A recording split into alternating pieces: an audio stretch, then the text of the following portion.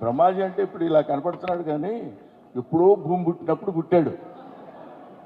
మాకంటే చాలా సీనియరా కాదా? కరెక్ట్.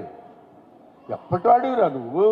నీకు తెలీదు, నువ్వు అలా బతికేస్తున్నావు. కానీ ఇండస్ట్రీలో ఎప్పటి నుంచో ఉన్నటువంటి బ్రహ్మాజీ మమ్మల్ని అందరినీ చక్కగా దగ్గరికి తీసుకుని పైకి వస్తావే పర్వాలేదని మమ్మల్ని ఎంతో దాన్ని ఏమంటారు మంచి మాటలు చెప్పి పైకి తీసుకొచ్చినటువంటి మహానుభావుడు ఆయన. ఈ వృద్ధాప్యంలో కూడా ఇలాంటి సినిమాల్లో చేసి మెప్పించగలుగుతున్నాడంటే మనందరికీ ఎంతో ఆనందకరమైన విషయం.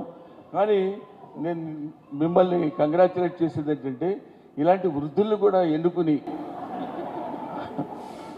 నవ్వెందుకు వస్తుంది సార్ వృద్ధులు అంటే కాదా, అంతగా చక్కగా అలాంటి వాళ్ళని ఎన్నుకుని మీరు ఈ క్యారెక్టర్ ఇవ్వడానికి మిమ్మల్ని కంగ్రాచులేట్ చేస్తున్నాను.